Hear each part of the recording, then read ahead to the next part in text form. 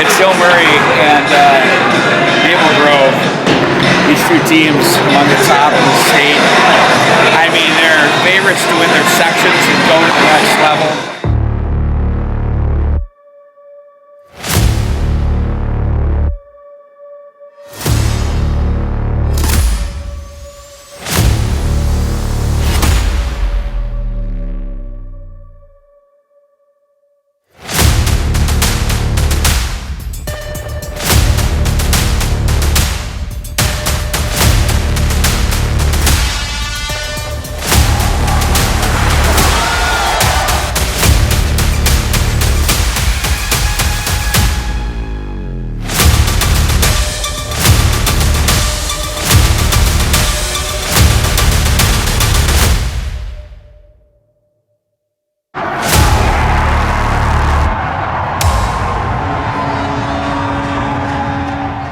Great game for you tonight. I said I think you bet. I think you scored about every way you possibly could. You had the one-timer down there, nice snipe up here, and then I got a muscle goal down low. Of course. Yep. This game was super incremental, right? Both teams were close to the vest. Yep. Did it feel like you guys were getting ready for playoffs? Oh, for sure. Yeah, we knew this was going to be a top game. You know, we were ranked 2 and they were ranked 3 coming into this game, so we knew it was going to be a good test for our sections coming up, and also hopefully we get to the state tournament.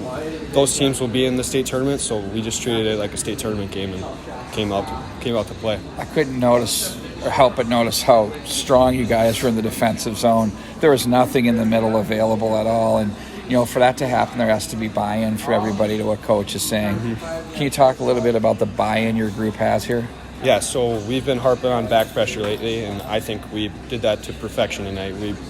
We also, every time you'd look and there'd be 3 or 4 black jerseys, there were five white jerseys on them. So we were just on them the whole game, and that's just who we are as a team. That's a good feeling, though, isn't it? And you're a point producer too. So if you're in that room and you hear a guy like you who's a leader that says that, I mean, that's like what it's all about, right? For sure.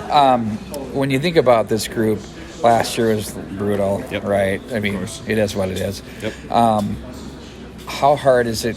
Well, how are you going to approach, having been there, what it's going to be like to say, hey, we can't get ahead of ourselves, because no matter what, your first, second, third game is going to be tough. Yeah, so we had 4 guys who've already been down there, so it's not just going to be me telling these guys. We've got 4 guys to lead, and 2 of them are my other captains, so we're going to help lead this team back down there, and once we're there, we're going to take it period by period and just play our game and hope for the best. Spoken by a dude who knows what he's talking about. Yeah. Great stuff, buddy. Thank you. Thank you. So they're good. They're really good. They got some forwards. Yeah. That 20 is big, strong that kid. first line has 60 goals. So it's like, yeah. I mean, we have like 45 or 50, but they're good. Did you run a particular line against their first line? Or yeah, we put our white. We have 4 defensemen that can go out against anybody. We believe, and then we put our white line, which is Godbout's line, against them. And, Ingebrigtsen and Hardy. Can you talk about the play of your goaltender? I mean, wow. Yeah, he's Jack's first of all, he's a really good kid, and coaches will say that about their players, but he's a really good kid that comes out here to work every day. And we won't go too deep, but he was the backup goalie till a while ago, and he's stepped up and he's getting better literally every day, every week. The kids are buying into him, that they didn't know. I mean, and I'm being very honest, it was like how we could see that he's a good goalie. We could see it last year, but it's like he's a year younger and waiting his turn, the way we went with Remington Keppel and then Nick Erickson and now Jack, and it's like we're talking about how are we going to get this kid some playing time? He works his butt off every day at practice. That's not fair. He needs to have some quality games, but we also had the other. So, but Jack is, he does. If you like tomorrow morning, he won't take a shift off. He won't take a drill off. He's a good kid. He's a junior and he's getting more confident, and the team's getting confident around him. And he played strong. I mean, what I love, and again, our goalie coach and myself, we lived it. It's like he controls the puck, he controls rebounds, he recognizes what's coming at him and where to move the puck when he has to. So quiet. Yeah. Not a lot of noise going on there. Correct. How do you feel about where your team is at? I mean, you've done this a lot going into the playoffs, and it's every year is different when it comes to every year is different, right? But this group seems really committed to what is needed from them to go where they need to go. Does last year have anything to do with that COVID stuff?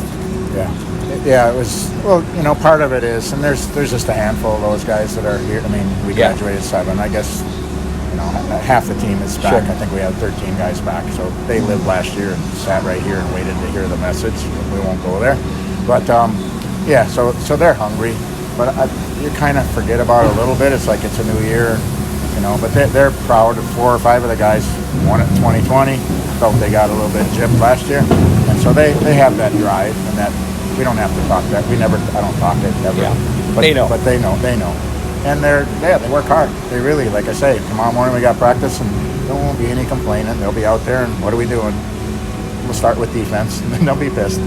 Anyway. God, though, I was asking him about being a leader and who he looked up to, and not surprisingly, he said Strobel was one of them. Okay. And what do you see in the way that he manages the rest of the guys? Is there anything in particular that you like? Or? Yeah, and Dylan, I've said it to his face. Dylan's hard on himself. You worry about that because of the kids. You're so tough on yourself. It gets hard to, relax a little bit. But it's also good because he doesn't let himself off the hook.